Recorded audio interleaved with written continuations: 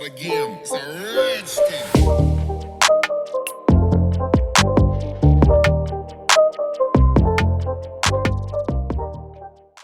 Hey y'all, welcome back to my channel. It's your girl BinkiBianca with some more blog talk.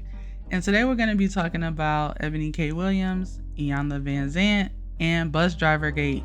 I didn't come up with that. I feel like I saw that somewhere and I was like, yeah, I like that name. So for those that don't know, Eboni K. Williams has a show on the Griot, and she had Iyanla Vanzant on as a guest. And during their conversation on the show, Iyanla asked Eboni if she would date a bus driver. And Eboni's response was, if he owns the bus. And, that was it. And so Iyanla was like, talking to her about how we need to really pay attention more to a person's character, than the profession that they have. And she was saying, and she even clarified, so I'm not talking about the ones that lay on the couch and want to play video games and stuff like that. But how do they treat people? How do they treat their mother? Those kind of things are important. But Eboni wasn't seeming to feel what she had to say about that, right? So social media did what social media does. And once they got a hold of that clip, they've been lighting Eboni up ever since. And, disagreeing with her. Well, Eboni went on her show and she tripled down. Okay, not even double down. She tripled down on her stance. But her response to me, I'll keep it real. Her response was cringy to me. Like, now her initial, if he owned the bus, she said that with a snotty attitude. She was snobby when she said that. And it was a smirk and a, you know what I'm saying? Like a look on her face, her mouth. Look at her body language when she says it. And then when she's on her show, doubling and tripling down, that same body language, like defensive, aggressive, like just a nasty attitude. And it just didn't come across well. And then you're talking about people being mediocre. This was insulting, right? Now, she did go on the Breakfast Club today, and she was talking to it was DJ Envy, Charlemagne, Eboni, and then they had the guest hosts of the Breakfast Club, which are Mandy and Wheezy from Horrible Decisions podcast, were there. And what I liked about the discussion is everybody held their ground and they talked, right? They spoke. They're all kind of cool with each other. Like, Eboni has been on Horrible Decisions before. I like the episode she was on. So she's been on Horrible Decisions before.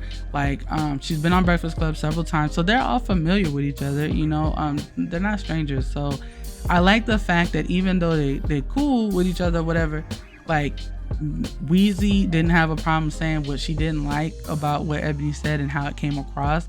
Charlemagne, same thing. Envy, same thing. Mandy actually didn't have a problem with actually having the same stance as Eboni and feeling the same way. So it was a good discussion. But what I didn't like about it was that Eboni was moving the goalposts. I'm sorry, but I don't like when people like insult me and insult my intelligence. Like, you were being snotty when you said if he owns the bus. Like, when and then even in her response to the backlash. But then she goes on here and she's trying to be we are the world and uplift black people and, pulling out all these stats, which she was doing in her response too. And it's like, girl, okay, we get it, the stats, whatever. But let's not act like you're here to kumbaya and uplift the people and tell them to wake up and do better. That was not your message. Your message was, if he drives a bus and that's his profession, he's not good enough for me. Can we call a thing a thing? Shout out to Iyanla for that saying. Can we call a thing a thing? You were saying that he ain't good enough if he drives the bus. But what Iyanla was trying to get across to her is that what a person does for a living is not indicative of if they're a good partner or not necessarily. If the man has a steady, stable job or a steady, stable career, he's taking care of himself already, he's doing his thing, like, maybe you should see how compatible you guys are. Like, do your values align? That's really what's important, because keeping it real, like, sometimes you get around someone that they might move in a certain way that inspires you, right? But you got to know them. You gave yourself the chance to know them. And so you found out that this is a dope person and I could learn something from them. I could learn from the habits that they have. They could teach me something. I could teach them something, but turning your nose up at a blue collar working person is not the way to go. I mean, I feel like it's negative. Now, I will say this. No one should be forced to date or deal with anyone they don't want to deal with. I agree with that wholeheartedly. And I've had these discussions even recently where it's like, why wouldn't you date this guy? And why wouldn't you do this? Because first of all, I'm not dating anybody. I'm single. You know what I'm saying? I do what I want to do right now. Now, when it comes to settling down, no, I'm not really that particular about looks and things like that. But, if I'm just having fun, then I'm going to be particular about who I want to have fun with and what I want to do. But if it comes to some real solid stuff, when I'm talking about building a life, and it's not just about fun, it's about planning, it's about the future, it's about building, it's about saving, it's about all kinds of things, not just frivolous fun, then I'm looking for different things in those people, And just like I get on men when they talk about black women negatively and downgrade us and dog us out because they have a preference for different kind of women that aren't black, I'm going to hold Eboni to that same standard. Like, sis, I get that you like what you like and your preference may be another corporate type person or an entrepreneurial type of person. However, you were definitely degrading people that are, not in corporate type jobs by saying mediocre, by saying complacent, saying these words. They are negative and they are probably triggering to people. Because for some people, they might be living their dream. They might be living beneath their means and just fine.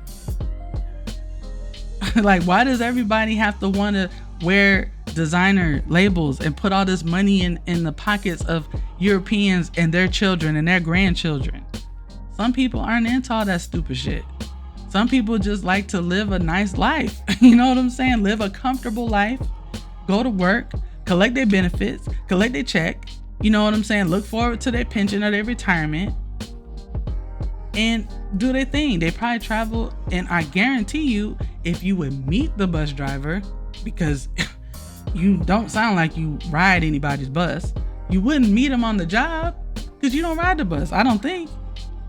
You would probably meet the man out somewhere. Maybe you're having dinner or drinks with your friends, or you're on vacation.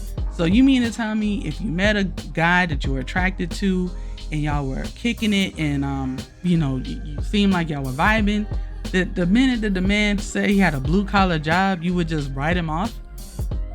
Really? That's very interesting to me. But to each their own. But listen, girl, don't insult us. We heard the tone in your voice. We saw your body language, okay? And your expression on your face. And the way you conveyed the message were bad. The delivery was bad and it was negative. People aren't stupid, and insulting our intelligence and trying to act like you're on this kumbaya mission when really that wasn't what your message and your face and your voice and everything was saying. It's not good. So I don't know. I'm rambling now, but that's my little 2 cents on the situation. Let me know what y'all think. I'll link the video to her interview with Iyanla below. And let me know if y'all think that we are being too hard on Eboni. Are we, being too hard on her, or is she getting exactly what she asked for? Let me know what you think in the comments. I'll talk to y'all soon.